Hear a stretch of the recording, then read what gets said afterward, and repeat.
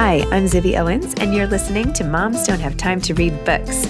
This 30-minute podcast features a new author interviewed by me every single day, 365 days a year, for about 30 minutes. I am also the publisher for Zibby Books, which publishes 12 books a year in fiction and memoir. Our books are already out now. You can check it out on zibbybooks.com. And we have a magazine called Zibby Mag, where we have lots of wonderful essays and lifestyle features. That's at zibbymag.com. We have classes at zibbyclasses.com. And I recently opened a bookstore in LA called Zibby's Bookshop at 1113 Montana Avenue at 11th Street in Santa Monica. I hope that you are able to enjoy some of our other offerings. But this here podcast is the basis of all of it and started in 2018. And no matter what I do, this is basically my favorite thing. Enjoy.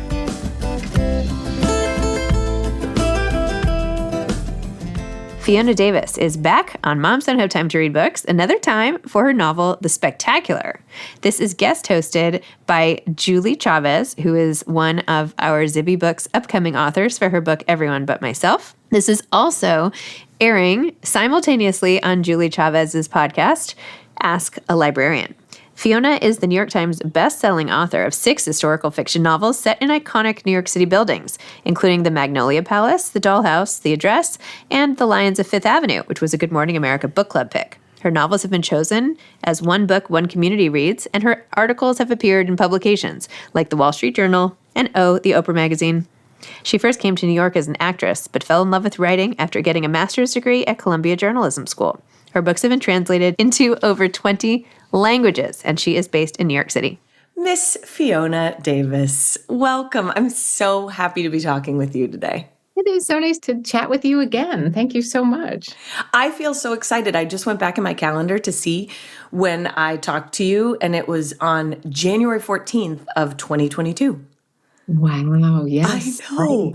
And we talked just barely about the beginnings of The Spectacular, and it was so fun for me. It felt like such a full circle moment because you were one of my very first guests on Ask a Librarian. And I have a vivid memory of calling my sister and being like, guess who's going to come on the podcast? And Fiona Davis. And we talked about it. And I said, and I emailed her. It was just so exciting. So being able to interview you for Moms Don't Have Time to Read Books is a gift. And I'm just always happy to spend time with you. Yes, and you have such great questions. It's my absolute delight. Oh, good. I'm glad. Well, I'm glad that you have a high bar for that now, so hopefully I can disappoint. We'll get started. Well, I think your books, too, are so easy to have questions about because you've been writing historical fiction for a number of years, but really, I feel like we talked about this before where it was not only historical fiction, it's really centered around buildings in New York City, which is just such a cool premise. So when we spoke last, the Magnolia Palace was about to come out. And then now, today, we're talking about The Spectacular. And I want to start with the cover. I don't think I've seen a more beautiful cover recently. I love it. Were you involved in that at all? Did you have any say? Oh, thank you so much. Yeah, when we talked about it, I wanted it to be a little different from your typical historical fiction cover, which is usually a woman, her back turned to you, or if you can see the side of her head, she looks very wistful. And, I think those covers are great. And I have some that I absolutely cherish that have been designed by Dutton. But this just felt different because it's a bit of a mix. It's historical fiction, it's a romance, it's a bit of a thriller. And so I wanted something that showed that. And so by just having the building, which is Radio City, in all its neon glory, with that Art Deco soaring marquee, I felt like it just summed everything up and it felt powerful and dynamic and something just a little unusual from your historical fiction genre. Yeah, I think they did a perfect job with that. And you're exactly right. I think the color palette also, like you said, with the neon, but then kind of what's coming up from the building, it just is so eye-catching. And I think it really fits nicely with the themes of the book, too, and the Rockettes and all the things. So kudos on that. Way to go. Cover team at Dutton Books. Very pleased. Yes, the art department headed by Christopher Lynn, they rock. Oh, amazing. Okay, so it has a stunning cover. Tell people, what is The Spectacular about? And then we'll get into how you chose it. Sure. So the spectacular takes place in the 1950s, and it's about a young woman who's a dance teacher, and she decides she wants to become a Rockette. And this is going against her father's wishes. And so she auditions and she gets in, and it's about her journey finding her own feet, learning how to dance with this precision dance troupe, which is not easy, and really discovering herself. And then at the same time, there's a series of bombings going on in New York that are based on an actual bomber. Yeah. And so she gets caught up in the hunt for this bomber for very personal reasons, and is teamed up with a resident psychiatrist named Peter. And together they're kind of an odd couple. He's very introverted and brilliant, and she's very dynamic and creative and outgoing. And together they have to try and track down what's going on and pretty much save the city of New York. And I like to say it's just a mix. It's romance, it's thriller, it's a little bit of everything. And it also gives people a really fun backstage glimpse at the life of a Radio City Rockette. I think obviously that's a perfect description of it, but it's such a fun book to read. I think it's going to have such broad appeal because of exactly what you're saying. There are elements for everyone in it. And so I feel like you've done such a good job with creating that. And I love its origin story, which is you received a letter from a former Rockette who was married to, I was reading it today, and her husband ran the stage lighting for the stage shows. And so she reaches out to you. Was that had that ever happened before that you'd gotten a letter like that? I've gotten, it was an email through my website, and I've gotten emails where people have said, oh, you should consider this building or this one, or what about this one? And I get those a lot, which I love because it means readers are really engaged and want to, be part of it. Yeah. But this was different because it was right when I didn't have any idea what I was going to write next. And I was really panicking a little about, okay, where do I turn? And so she wrote an email and she said, I'm in my 80s. I live in South Carolina. I'm a former Rockette. And if you want to know all about Radio City Music Hall, you should give me a call. And so, of course, I did. Her name's Sandy, and she was lovely. And you're right. She met her husband, Bob. They were both 19, and he ran the lighting board at Radio City. They've been together ever since. Amazing. And we just had this great phone call, and she had all of this interesting archival material that she'd saved. So programs and photographs, and here's the daily schedule. And that was really what grounded me and made me think, okay, I can do this because I have the source, I have the background material. Yes. And I know nothing about dance, and I am not a dancer, but I think I'm going to give it a go. You write it so well, though. I mean, I found myself thinking as I was reading, I thought, was Fiona a dancer? And I just don't remember that. No, what's so funny is last night I had a dream that I had to go to Europe for a dance conference. And I was like, but I don't dance. So you can tell where it's all seeping into me. But I was lucky enough, having been a journalist, I know when I don't know something, how to find people who do. So I interviewed a number of Rockettes, some who had danced on the stage recently, some who were in their 80s, who danced there in the 50s and 60s. And the thing about dancers is they tend to be really eloquent. I don't know if it's some kind of mind-body connection, but they're able to put into words what it's like to dance and what it's like to be on stage in a way that was really made my job so much easier because they fleshed out, okay, here's what happened and here's what you had to do and this is what you had to be careful about. And that way it makes me sound like I know what I'm talking about. Well, I'm happy for all of it because it works. It's working. They did a good job. That's a really interesting question. I wonder if that makes me wonder about the brain science for dancers. You know what I mean? If they could sort of scan their brains, how they are lit up differently than people in other professions, Yeah, I think that the neuroplasticity where, when you have to have your body move in a certain way, it keeps your mind so active and engaged. Yes. That I think that just carries on. I think you're exactly right. And, I just did a wall squat earlier while I was reading a book for 30 seconds. So it's pretty much the same. I mean, exactly. Yeah, same. I do that when I'm waiting for the elevator. Yes. It's perfect. perfect. Yeah. You're hoping that those will all add up to something? Yeah. And I hope it I'm on the 10th floor. So I hope it's at 11. So I don't have to hold it for too long. And not one. That's such a good idea. Because then you're forced into it, right? You're just stuck. Yeah, I was reading something the other day about menopause, and I was like, oh, I need to do more random things like this, which my children can mock me for. I don't know. I don't know why I'm trying. It just feels like an uphill battle, but hey, whatever. Yeah. There's a line early on in the book where you talked about Marion being the main character. She tried to explain how magical it all was, but she found herself unable to find the words. So once you started the research, did you get to tour Radio City? Like, did you get to do some of that? And did you find yourself with that same sort of feeling about any of it? Or was it easy for you to put into words? Yeah. I mean, honestly, just I was able to get a tour, and just standing on that stage and looking out into that, there's 6,200 seats out there. It's enormous. And so your heart's in your throat, even just standing there doing nothing. Mm-hmm. And so that was very helpful. And it was helpful to get a sense of what it was like backstage, because surrounding the theater are 7 floors of offices and rehearsal spaces. And, back in the 50s, when the book is set, there was a lounge for the dancers. There was a dormitory when they had to stay over if they rehearsed late into the night. Yeah. There was a costume department, a shoe and hat department, a poster department. It was this city that went on behind, and it really is like a maze. It's quite something. So that was very helpful, just to understand spatially how it was laid out back then. That's perfect.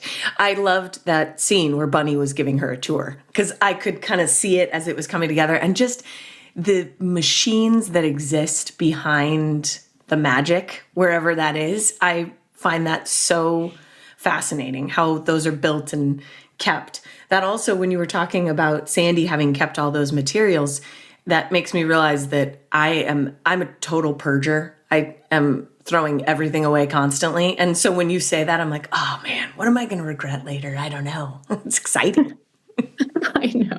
I know, but your children won't resent you when they have to clean out your house. So it's so true. I should leave them a well-appointed note that explains why they can love me more, because they will not have to rent a 30-foot dumpster to throw away all my crap. Yeah, exactly. That's a good point. Okay, I like that. Thanks for that paradigm shift, Fiona. What was, when you were doing the research, was there anything that surprised you? I was surprised at the sisterhood of these dancers. Because, I'd ask, well, was there any infighting or, anything like that going on behind the scenes with all these dancers who are smushed into the dressing rooms and, basically living together for 3 or 4 weeks at a time until they got a week off. And they all said, no, absolutely not. It was just a period of joy and freedom. And especially for these women who in the 50s, you could either be really a nurse, a teacher, or a secretary. And yes. Here they were, independent, making a living, earning their own money, dancing on this iconic theater stage. And they just enjoyed it so much. And also learning that the man who founded the Rockettes, whose name was Russell Markert, was just beloved. He was a real father figure. And I think his dynamic and the way he moved in the world really set it up so that these women could really join forces and become fast friends for life.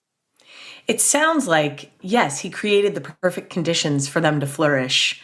And that I think I had never considered that it was so countercultural at that time for him to do that and provide that space for them and for them to be earning their own money. I mean, there were so many times I put this book down and I was like, man, being a woman in the 50s, not quite the business. No, I mean, you couldn't open your own checking account. You couldn't have a credit card. Like you were so limited in your choices. And one of my favorite memories of one of the Rockettes shared with me was walking down Fifth Avenue in the middle of the night, locked arm in arm, singing at the top of their lungs. Oh, I love that. Yeah. What a gift and what a memory for them. Oh, I'm sure it's fun to hear that. Do you enjoy the interviews more or the reading on your own in terms of research? What do you like the most? I love the interviews. There's just nothing like it. And you learn so many fun things. Like one mentioned that one of the conductors on the last show of the day, because they did 4 shows a day. Which every time I read that was like, that is insane. Yeah, 600 kicks a day. Oh. Never mind our wall sits. Yeah, right. Here we are. I hope it's only 1 floor away. I don't think we're cut out to be Rockettes, Fiona. I don't think so. Okay, continue. I have such respect. Yeah. Sorry, last show of the day. Yeah, so the last show of the day, this conductor would speed up so he could catch his train. And so these poor, and it's just that kind of detail that you learn makes it feel like, okay, this is going to be really specific. And that I hope really anchors the reader in the story and makes them feel like, okay, they're confident that they're, not only learning something interesting, but having a really good time doing it. Absolutely. I really liked also the way that you explained the Rockette's need for precision, but that precision had to trump their individual expression. And especially as dancers, like the tension between that they have to have talent and expression, but not too much. I was fascinated by that and the fact that they don't touch. I still can't figure that out. Yeah. And so in the kick line, it looks like they're all hanging on to each other with their hands behind each other's backs. But in fact, there's a good few inches of space between the palm of one's hand and the back of the other dancer. Which makes sense for safety. As soon as I read it, I thought, okay, I see that. But what an illusion. Yes. Yeah. And that's what it's about. It's all about this illusion that they're completely the same dancer. Yes. One after another. And so Marion, the main character, is based on an actress named Vera Ellen, who was a big movie star, but she started as a Rockette and she just couldn't fit in because if Russell Markert wanted her to do a kick, shoulder height, hers would be eye height. She just couldn't help herself but overdo it. And she eventually quit before she was fired and went on to become this famous actress. She was in White Christmas and all these wonderful movies. And I just thought that's an interesting dynamic. That is the question that the book raises is what is the cost of really suppressing your own individuality and creativity for the good of the greater whole, whether it's a precision dance line or working for a major corporation? When do you make your voice heard? And when do you fit in order to, make the job work? It's a really deep question. And I think you do it also for Marion, the main character, not only in that piece of her life, but in other parts of her life. And so that really put me in a mind of thinking through, gosh, if that's me, how am I weighing these things? So I think the way that you did that and seeing these choices that she has to make that are not easy or straightforward, I think was really powerful. I really enjoyed that. I was super invested. I was really dying to know what was going to happen. Oh, good. Okay, that's great. Yeah, it really did feel very thriller-esque. I was definitely turning the pages. I have a question for you. What's your least favorite part of research? Like, what's the thing that you think I'd rather chew glass than do this?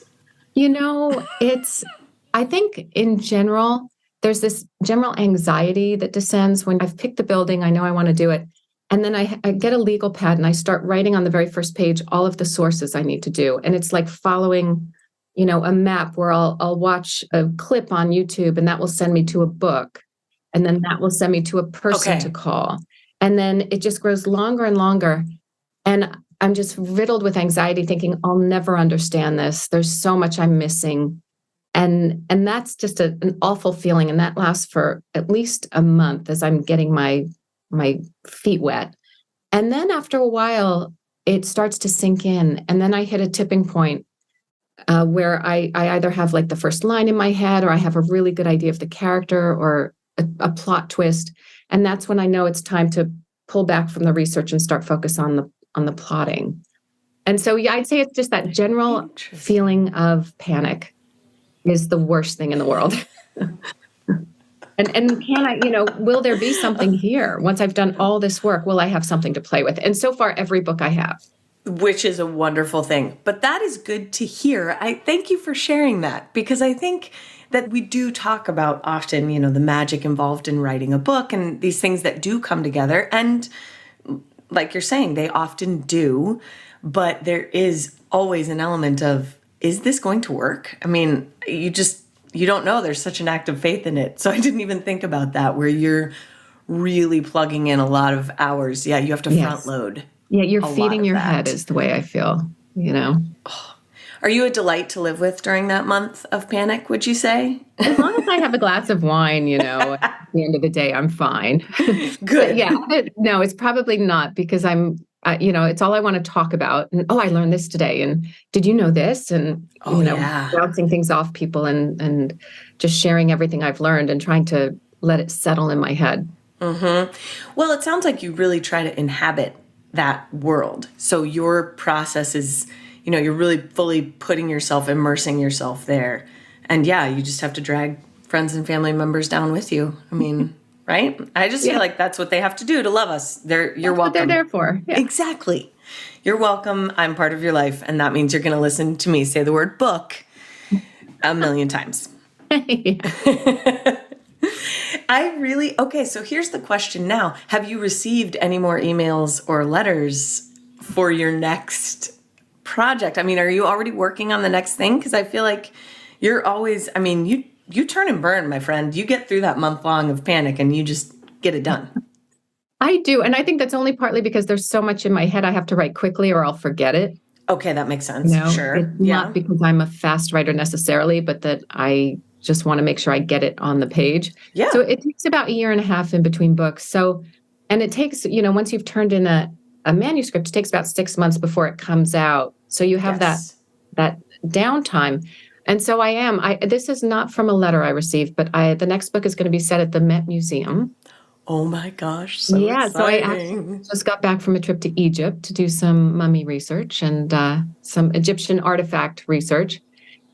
Which was amazing. And so it'll be partly set in the Egyptian wing from the point of view of an assistant curator in 1978. Okay. It'll jump back to Egypt in the 1930s. And it's also from the point of view of an assistant to the Met Gala in 1978. And so you've got this very glamorous, party of the year thing going on. And then this, Egyptian artifacts and mummies. So I like the contrast. So we'll see where it goes. Absolutely. Can you finagle an invitation to the Met Gala out of this? I feel like you can, right? It didn't work this year, but let's keep our fingers crossed next year. Yeah. Let me know if you need me to vouch for you. I know ones of people, and I'm happy to connect you to them. Yeah, as long as I can just wear my normal outfit. I don't know if I could, wear feathers or spangles. I don't know if that will work. Those outfits are next level, I have to say. Anytime I look at them, I'm like, and I don't understand fashion. The end. No, exactly. I wanted to ask you, so one of the things that you talk about in the book is Parkinson's. And because one of the characters is suffering from Parkinson's or has been diagnosed. And obviously that was in the 1950s. Now, I know that you have shared publicly also that you have been diagnosed with Parkinson's. And I'm so glad that you share that. I actually have the Michael J. Fox documentary on my list because you had recommended it. So great. I can't wait to watch it. So for you, how was writing about that? Was there anything you found for yourself in writing about it and in including it in the book? Yeah, that's a great question.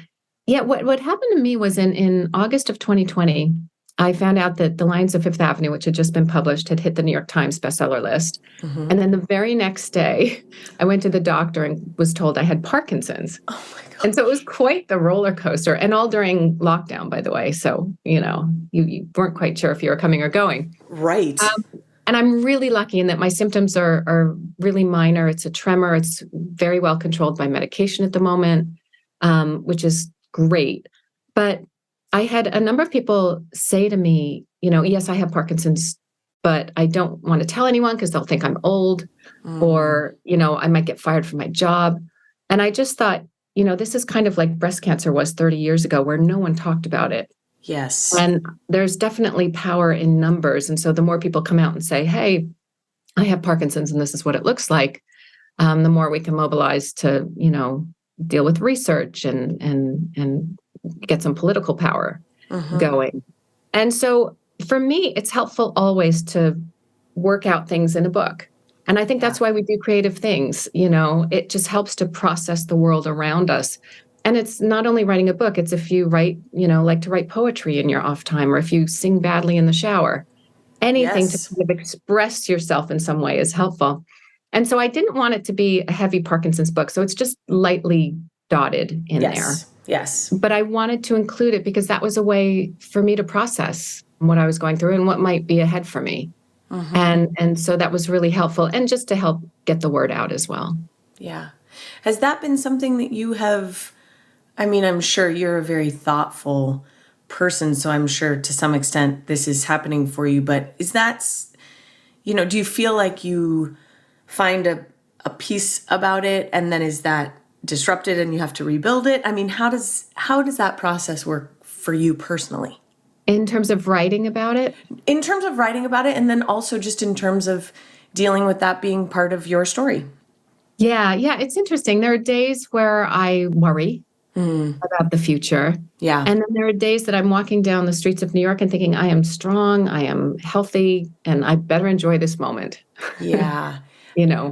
Keep that in your head. Yeah. And so in a way, it's a gift because you do appreciate where you are right now because it's pretty good. Yeah. And, and luckily there's so much research and so much change going on. Even in the past month, there's been some major breakthroughs. Mm-hmm. And, over 1 million people in the US have it. It's the fastest growing neurodegenerative disease after Alzheimer's. And so, I think that people are starting to kick and scream and get it noticed and get some work done about it.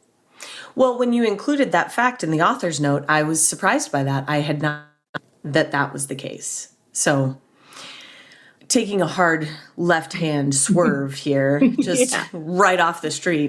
Yeah, right. What's your current advice? And I say current because I feel like I would imagine that over a career like yours, which is extended for so many years and is so well-deserved in that way. I love watching and seeing the breadth of what you've done and where you're involved. So what's your current best advice for people who want to write a book? Yeah, I would say don't ever think it's too late. I didn't start writing until I was in my late 40s. I don't think I knew that. Yeah, it's your skin. We've talked about this. It throws me off. I think you are in your late 40s, Fiona. No, in fact, when I was younger, I never imagined writing a book. I couldn't imagine doing it. And it was only by doing many different things, being an actress and then a journalist and then just thinking, okay, why not try and write a book? What's there to lose? And feeling like, okay, now I have something to talk about because I've lived life. I've gone through ups and downs and now I feel like I have something to say. And so I would say, don't feel like you have to publish your first book by the time you're 30 or it's all over. Yeah. You've got plenty of time to go out and live your life. And then, for me, I just started taking workshops and learning everything I could and reading books by Anne Lamott and Stephen King on how to write and just letting it seep into me slowly without any pressure to write, the next big thing. And I just wrote a book that I wanted to read. What a gift. You're so right. It's not too late. And looping all the way back around to the spectacular, it's not 1950 and you can get a credit card if you want. So exactly. There's just so much great news here, friends. Like I can leave my house without a male relative. It's great. It's great. Exactly. Oh.